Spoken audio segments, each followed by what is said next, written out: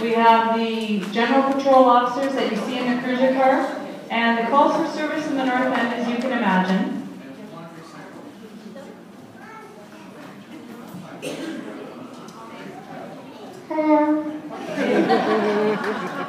Okay, we have the cruiser cars, and they're emergency response driven.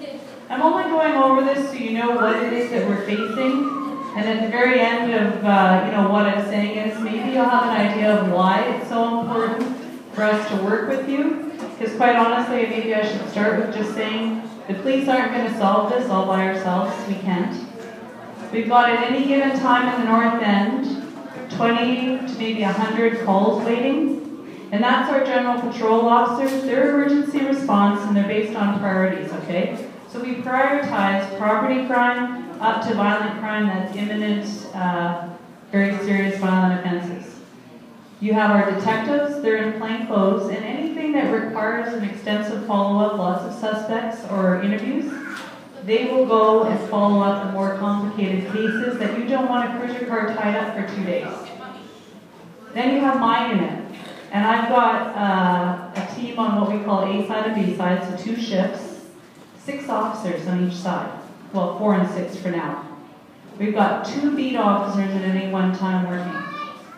So for the entire north end, when you're working, we have between 3 and 6 officers working for the community support unit. What we do is anything outside the box that you might think it's an ongoing problem. Maybe we notice a crime trend. Maybe there's a safety issue. Could be neighborhood disputes. In the north end, a lot of the issues that we deal with are gang and drug related. So we do a lot of drug search warrants. We do drug investigations because that's one of the safety issues in the north end.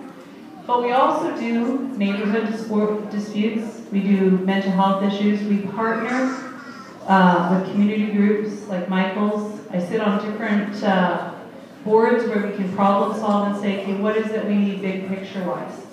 Any time that we're here, we can't be somewhere else. So a lot of what you're going to hear me say, and I know ahead of time that you're going to be frustrated, and I already sensed some of the frustration here when we said phone 311. I want to explain why I keep saying, really phone the police. When you see something, either phone 911 if it's an emergency and it's imminent, or phone 986-6222. Now, if you're phoning about a noise complaint, we might not be there for 12 hours. We might not even get there in 24. But I want to tell you why it's important. Is that if you notice kids walking down the back lane, or suspicious people walking down your back lane, those could be our arsonists, okay? The fact that you called and made a report means it's in the police system, and Alex and I can search it. And it's real-time intelligence that's in the system. And we can say, you know what, geez, we can get in, I can tell you where the arsons are on the map in the north end. Well, I could if I had it in front of me, but I didn't bring it today. But we could tell you where the arsons are and the times, the days of the week that they're happening. And that's important because I know in between the 600 to the 1000 block, 2 blocks either side of Pritchard, for a 2-week period, we were getting back lanes, garages lit on fire. And it was always after midnight. The calls came in between around midnight and 5 in the morning. So when I'm deciding, we've got what's called a 389 unit, and they are primarily focused right within this area here, the William White, the Dufferin, the Point Douglas area. We prioritize where it is the crews are going to go. Our 389 unit works with the community support, and I can say to them, okay, between midnight and 5, what I want you to do is drive up and down the back lanes. If you see anybody, go talk to them. Let's see, maybe it's a needle in the haystack, but it's worth a shot, right? Let's give it a try.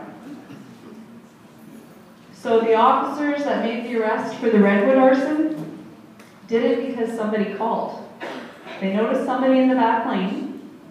He was acting really suspicious. They phoned. They happened to be down the block. There's a fire. Fire trucks are on the way. The guys came. They caught him down the block. Done. It makes a difference. We're gonna answer all the questions. I know I'm gonna say lots of controversial things. We'll try to do the Q&As right at the end. The garbage issues, I want to say right up front, I know that's controversial, and it's like, well, crap. Crap what's happening right now, and you know what, I know the city councilors, from having talked to both of them, are as frustrated. They're both working extremely hard for this community. The garbage is not being picked up, but that doesn't mean that you should stop phoning 311 to report that there's a mattress behind your house. Because I was shocked. I was sitting on the pilot committee for the garbage bins when they put those carts in there, and I thought, oh my gosh, we're gonna have like tons of problems rolling garbage fireballs. I was so happy to see the response to the fact that our auto bin fires were reduced 125 to 25. Now, does that mean it'll continue? No. Is anything I say a for sure? No. Could things change? No. Yes. But it's a good sign. Those big auto bins were an attraction and they're a temptation. Some of the people lighting fires are doing it because they're bored. They don't realize the consequences. They don't see the significance. And you know what? Maybe they won't do it if it just, they're walking by, they have a lighter, they see it, you know. It's just that simple.